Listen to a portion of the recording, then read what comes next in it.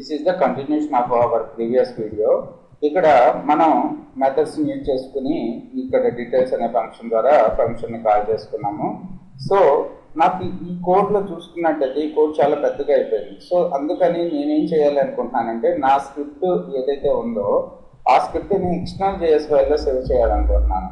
So external script లో save చేయాలి అంటే మనం సేమ్ ఫోల్డర్ లో కానీ ఏదో ఒక పాత్ లో ఒక JS ఫైల్ ని క్రియేట్ చేయండి. సో నేను ramcon.js ఫైల్ ని క్రియేట్ చేసి ఎక్కడ సేవ్ చేస్తున్నానంటే సేవ్ యాజ్ ఇన్ AJS అనే ఫోల్డర్ లో సేవ్ చేశాను. సేవ్ చేసిన తర్వాత ఏం చేస్తారు అంటే సో ఏదైతే స్క్రిప్ట్ కి మధ్యలో మీరు స్క్రిప్ట్ రాశారో స్క్రిప్ట్ ట్యాగ్ కి మధ్యలో సో ఆ కోడ్ ని తీసుకొచ్చి మీరు ఎక్స్టర్నల్ JS ఫైల్లో సేవ్ చేయండి. సో పేస్ట్ చేసిన తర్వాత సేవ్ చేయండి. సేవ్ చేసిన తర్వాత ఇప్పుడు మనం ఈ ఫైల్ ని ఇక్కడికి ఇంక్లూడ్ చేసుకోవాలి. యాక్చువల్ గా మనం CDR ని ఎలా ఇంక్లూడ్ చేసుకుంటున్నాం, యాక్చువల్ గా కంప్లీట్ పాత్ ఇచ్చేసి ఇన్స్టాల్ చేసుకుంటున్నాం. అలాగే దీనికి కూడా కంప్లీట్ పాత్. కానీ ఇక్కడ ఉన్న బెనిఫిట్ ఏంటంటే మనం మన HTML ఫైల్ కూడా సో సేమ్ ఫోల్డర్ లో సేవ్ చేసాం, AJS ఫైల్లో ఫోల్డర్ లో సేవ్ చేసాం కాబట్టి మీరు సో దాన్ని డైరెక్ట్ గా ఇంక్లూడ్ చేసుకోవచ్చు. అంటే ramcon.js సింపుల్ గా ఇక్కడ ramcon.js అని ఇస్తే ఆ ఎక్స్టర్నల్ JS ఫైల్ వచ్చేసి మన ఫైల్లోకి లోడ్ అయిపోతుంది ఆటోమేటిక్ గా. సో ఇదంతా కూడా చూడండి ఇప్పుడు రన్. సో మీరు చేంజెస్ చేసిన తర్వాత సేవ్ చేసుకోవాలి, రన్ ద డాక్యుమెంట్. సో ఇక్కడ సో క్లియర్ గా మనకి వర్కౌట్ అవుతుంది. ఎందుకు ఇది అంటే మన కోడ్ ని స్ప్లిట్ చేయడానికి బాగా యూజ్ అవుతుంది. సో మీరు ఏ మాత్రం మిస్టేక్ చేసినా సార్ ఇక్కడ రామ్ C అనేది స్మాల్ ఇచ్చాను.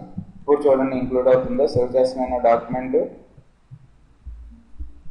సో ఇక్కడ నేమ్స్ అనేవి పెద్ద ఇంపార్టెంట్ కాదని చెప్తుంది. నేనేం చేస్తున్నానంటే సో రాంగ్ నేమ్ ఇచ్చాను, racon.js file. So racon.js file అసలు ఉందా లేదు కాబట్టి మనకి ఇక్కడ ఏం డిస్ప్లే కావట్లేదు. సో జావాస్క్రిప్ట్ ఫైల్ ఇంక్లూడ్ అవ్వలేకపోతుంది. సో మనం ఎక్స్టర్నల్ JS ఫైల్ని ఏదైతే ఉంటుందో దాన్ని కరెక్ట్గా మన HTML డాక్యుమెంట్లోకి ఇంక్లూడ్ చేసుకోవాలి. ఓకే, తర్వాత ఇది ఒక ఎగ్జాంపుల్. ఇంకొక ఎగ్జాంపుల్ ఏం చేద్దాము అంటే ఒక జావాస్క్రిప్ట్ ఒక AngularJS కంట్రోలర్ని క్రియేట్ చేసి ఆ కంట్రోలర్లో ఒక ఎర్రే ఎలిమెంట్స్ ని సేవ్ చేద్దాం. సో సేవ్ చేసిన తర్వాత ఆ ఎర్రే ఎలిమెంట్స్ ని మన HTML డాక్యుమెంట్ లో లిస్ట్ కింద ప్రింట్ చేస్తాం. సో లిస్ట్ కింద ప్రింట్ చేయాలి అంటే ఫస్ట్ ఒక కంట్రోలర్ తీసుకుంటున్నాను, ఒక ఎక్స్టర్నల్ JS ఫైల్ తీసుకుంటున్నాను.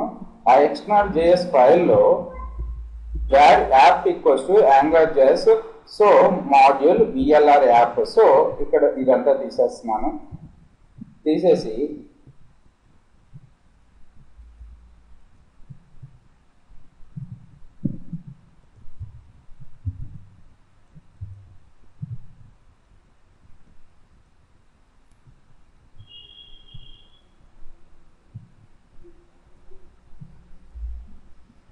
So angular.model S app. So ఇక్కడ నా యాప్ నేమ్ వచ్చేసి S యాప్. సో ఇక్కడ నేను where app equals to Angular module. So ఇది అవసరమా మనకి? ఇక్కడ చూడండి Angular డాట్ ఇదంతా తీసుకొచ్చుకొని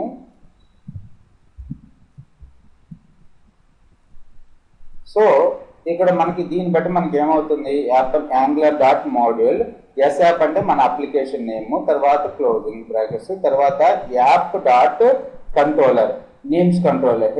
మన కంట్రోలర్ నేమ్ ఏంటి? Names controller. So function $scope dot names అనేది ఇక్కడ ఏంటంటే ఒక ఎర్రే ఎలిమెంట్. ఓకే, ఎర్రేస్ ని సేవ్ చేస్తున్నాను నేమ్స్ లో. సో ఎర్రేస్ ని సేవ్ చేయడం అంటే ఇది 2 dimensional array. So element name, element value. Element name వచ్చి name, element value element second element name ఇచ్చి కంట్రీ. సో ప్రీవియస్ వీడియోలో నేను ఎగ్జాంపుల్లో ఎక్స్ప్లెయిన్ చేశాను ఎర్రేస్ ని ఎలా క్రియేట్ చేస్తాను అనేది. ఇది 2 డైమెన్షనల్ అరే. ఓకే, సో నాకు ఈ నేమ్స్ అనే ఆబ్జెక్ట్ లో ఉన్న నేమ్స్ అనే వేరియబుల్లో ఉన్న వాల్యూస్ ని, నేమ్స్ అనే ఎర్రేస్ లో ఉన్న వాల్యూస్ ని కంట్రోలర్ ద్వారా నా HTML డాక్యుమెంట్ లోకి ప్రింట్ చేయాలి. సో ప్రింట్ చేయాలి అంటే ఫస్ట్ సో ఈ కోడ్ అంతా తీసేయండి. Script src equals to ramcon.js, ఇది కూడా ramcon.js. సో ఇంక్లూడ్ చేసుకున్నాను. సో ఫైనల్ గా మనం ఒక యాంగులర్ JS అప్లికేషన్ని ఇన్స్టలేట్ చేయాలి. సో కావాలి అనుకుంటే మనం డివ్ ట్యాగ్ని తీసుకోవచ్చు, డివ్ కానీ పారా కానీ ఏదో ఒకటి డివ్. సో డివ్ తర్వాత మన angular JS application name,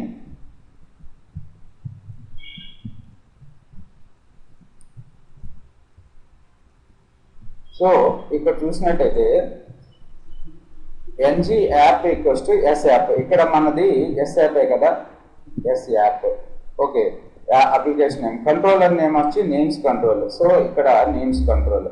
okay, తర్వాత ఒక అన్ఆర్డర్డ్ లిస్ట్ తీసుకుంటాను. లిస్ట్ ఐటమ్స్ లో ngfn రిపీట్ డైరెక్టివ్ ద్వారా. సో ngfn రిపీట్ కి సింటాక్స్ ఏంటి?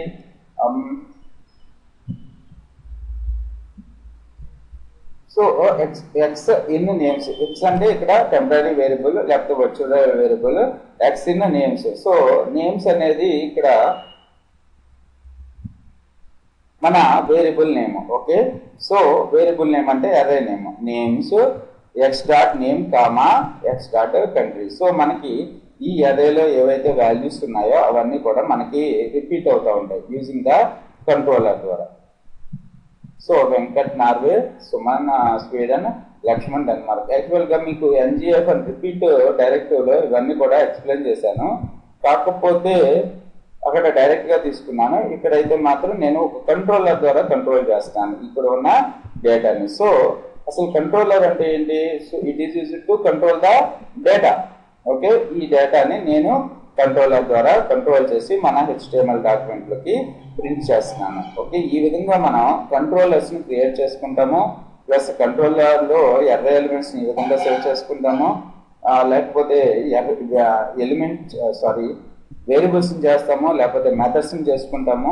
ఓకే, జావాస్క్రిప్ట్ కంట్రోలర్ అనేది ఒక యాంగులర్ JS కంట్రోలర్ అనేది ఒక జావాస్క్రిప్ట్ ఆబ్జెక్ట్ లాంటిది. ఓకే, ఇందులో ఫంక్షన్స్ ఉంటాయి, వేరియబుల్స్ ఉంటాయి, ఎర్రర్స్ ఉంటాయి, ఏవైనా సరే ఉండొచ్చు. Thanks for listening.